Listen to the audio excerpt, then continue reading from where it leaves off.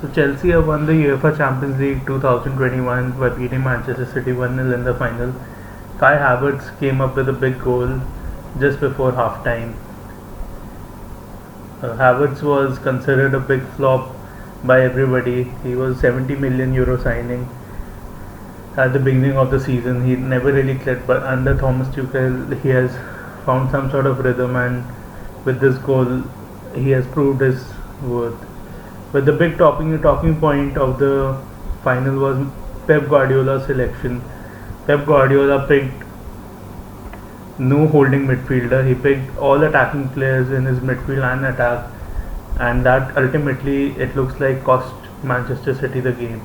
They were way too open from the beginning of the first half, and Chelsea repeatedly created chances. N'Golo Kante dominated the midfield. Kevin De Bruyne was rarely seen. He could not assert his authority, and beginning of the second half he was substituted because he had an injury. For Chelsea, it's the second UCL crown, but you have to say that this was Manchester City's title to lose. They had dominated the English Premier League and England the entire season, but Chelsea eventually came up big when it mattered the most.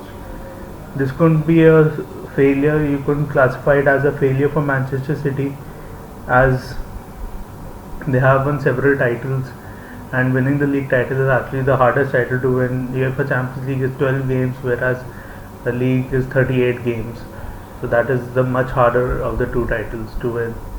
Manchester City, on the other hand, could be offloading a few of the players with Raheem Sterling, Riyad Mahrez, Aymeric Laporte, and Gabriel Jesus all on the chopping block as they look to fund moves for Harry Kane and Jack Grealish. The last 17, now the last 8 teams, whoever have made the debut in the Champions League final have gone on to lose. Oliver Giroud picked up yet another title. He won the UEFA Champions League this time. Brentford have qualified for the Premier League, and they become the 50th club to do so out of the 94 present. Diogo Dalot has taken a swipe at Solskjaer, and he is prepared to move to AC Milan for a transfer. Dalot is a good up-and-coming right-back who performed really well out on loan to AC Milan this season, but it looks like Manchester United are not going to let him go easily. But I think eventually they should, unless they find a replacement, they should not let Diogo Dalot leave. Ozan Kabak demands a high salary to come back.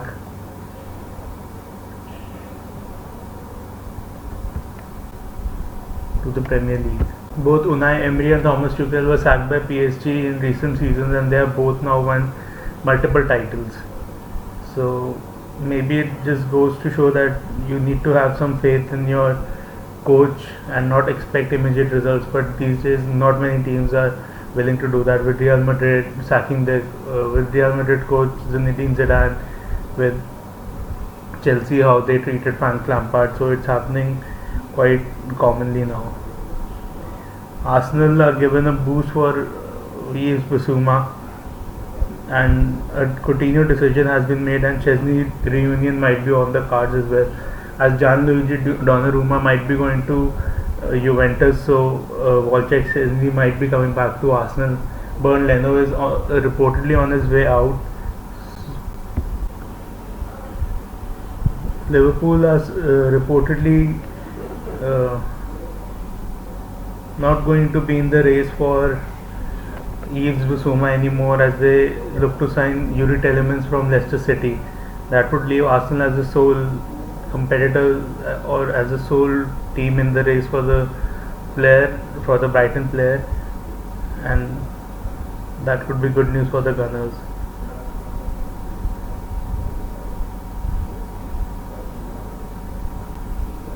Emerson Royal is another player who's currently a Barcelona player who was out on loan to Real Betis this season.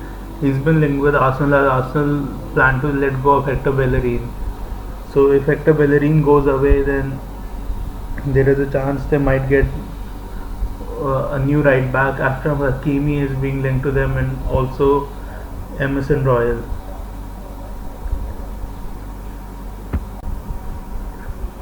Manchester City's dream of getting a treble has been thwarted, but one has to see the fact that it wouldn't have been the treble that is considered a treble, because instead of the FA Cup they would have won the League Cup. Manchester United remain the only English team to have won it in the Champions League and Premier League era.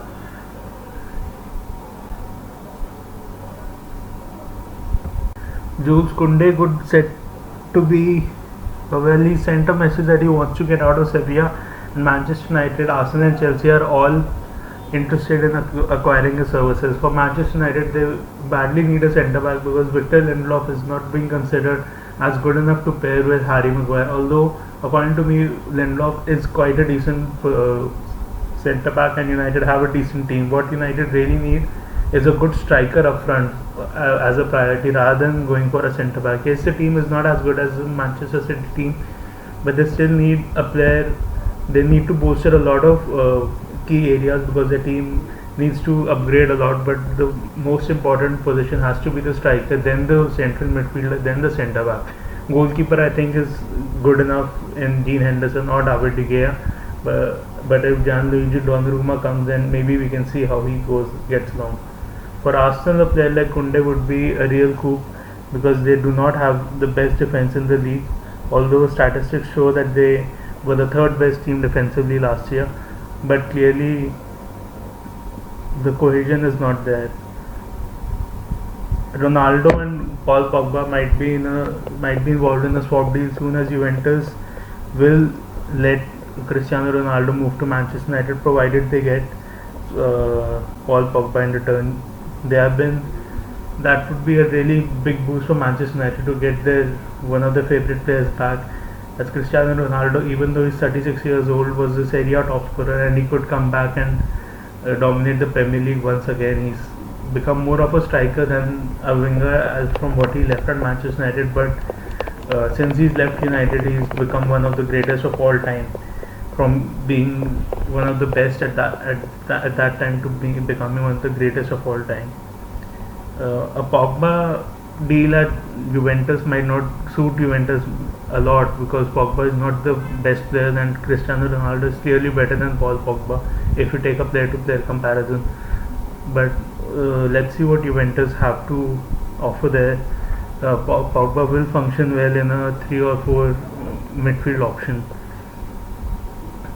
Manchester City are looking to send Gabriel Jesus to Tottenham in place of plus some cash to get Harry Kane. They need a player like Harry Kane because without a striker last night we saw that if Kevin De Bruyne doesn't fire, that they have a lot of trouble scoring goals. Mahrez tried his best, but Chelsea was just too resolute. So maybe a player like Harry Kane could do well because they need somebody to finish the goals for the chance that were being created. Arsenal are also interested in Bayer Leverkusen centre back Edmond Tapsova, whereas Barcelona have not given up in their attempts to sign Matthias de Ligt from Juventus. Lazio have joined Roma as suitors for veteran centre back Jerome Boateng, with the Germany international set to leave Bayern Munich. Boateng was given a farewell by Bayern Munich players after the last league game, and it looks like Boateng and David Alaba and Javier Martinez, all three would be leaving Bayern Munich. Alaba has already been announced by Real Madrid as a new player. So it looks like Boateng will be a good player. He's still up there with the best centre backs. So Lazio and Roma, two not so great teams right now, but a player like Boateng can help bolster their defense. Roma is also targeting Granit Xhaka. Now Xhaka is one of Arsenal's most important players. He makes everything go through him, and he makes the most passes. If Xhaka goes, maybe Neri can step in. They have Thomas Partey, who's got injury issues all throughout the season. So if Xhaka goes, then Arsenal will suffer, but they need a good replacement. Now Martin Odegaard's gone, Dani Ceballos is gone. So, but they're looking to sign Bissouma or Hasim Aouar. So if they can get one of those deals done, then maybe they can let go of Granit Xhaka. Roma, it remains to be seen how the rebuild is going to go. Crystal Palace are speaking with former Wolves coach Nuno Espirito Santos to work for them now. Thomas Tuchel and Thiago Silva are set to sign new contracts.